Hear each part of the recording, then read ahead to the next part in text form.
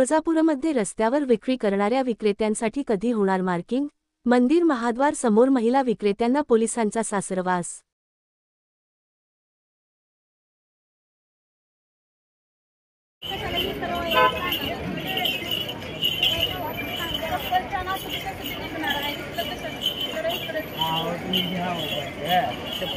तुमचा व्यवसाय करताय त्याच्यावर काय ते पोलीस प्रशासनाने बंदी आणले, त्यावर तुमचं म्हणजे आता काय निर्णय तुमचा? आम्हाला तर लई त्रास आहे पोलिसांचा, आम्हाला काय सुद्धा करू नये। आमचा हातावरलं पोट आहे, आम्हाला खायला बांगडेवाल्याला आणि काठीवाल्याला मारहाण केल्याशिवाय बातच नाही।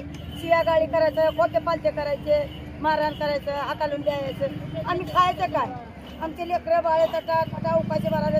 आज 15 दिवस झाले आम्ही धंद्यावर नाही आले की आम्हाला शिया गाडी करते ती पोलीस लोक आणि हाकालून देते ती। आम्हाला आवाज आवा तर नाही, आम्हाला नुसतं होय का उठतीस का नाही, कशासाठी बसायला लागलीस रोडवर, बोललेलं तुला कळत नाही असं आम्हाला त्रास करायला।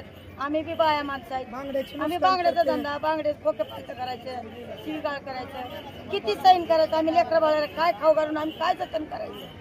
आम्ही मारायचं का झेर खाऊ? तुम्ही सरकारने आणि मोठ्या मोठ्याने आम्हाला झेर द्या, आम्ही झेर खाऊ ना, मी लेकरं बाळा आम्ही मरताव तुमच्या समोर। त्या दिवशी ठाण्यात बैठक ठेवली होती, त्या बैठकीत काय निर्णय झाला? तारखेची काय म्हणले, तुम्हाला जागा देतो, तुम्ही जिथं बसता तिथं तुम्हाला सरकार तुम्हाला जागा देतो, पण एवढं तुम्ही मंदिरासमोर बसू नका, एक साईडला बसा। तुम्हाला ती काय काय आयडेंटिटी जोपर्यंत देत नाही तोपर्यंत तुम्ही मागं बसा, तुम्हाला जागा देतो। मग मला काय म्हणायचं ऐका, बैठक झाल्यानंतर परत बी पोलीस येऊन तुम्हाला त्रास देत कारलेत का? मरणारे खोटे पालते घातले, कधी बी आला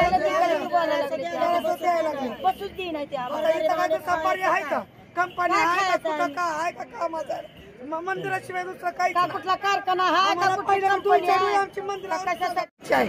आमचे लेकरं बाळ आज शाळेला 500-500 रुपये द्या म्हणते, भरायला लेकरायचे कुठून भरायचे? आम्हाला 8-10 दिवस झाले आम्हाला बसू काय खायचं, कशी लेकराची फी भरायची?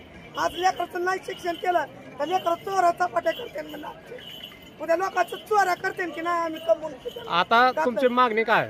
आमची मागणी आम्हाला मंदिरापाशी, आम्ही म्हणत नाही महाद्वारापाशी बसवा, तिथं आम्ही म्हणतो आईची सेवा आहे, आईच्या तिथं कोपऱ्याला एका कडाला आम्हाला बसू द्या आणि आमचं पोट भरू द्या, आम्हाला त्रास करू नका, हेच आमचं म्हणणं। महाद्वार तुमचं मोकळं ठेवा, पण एक कडाला तुम्ही आम्हाला बसू द्या।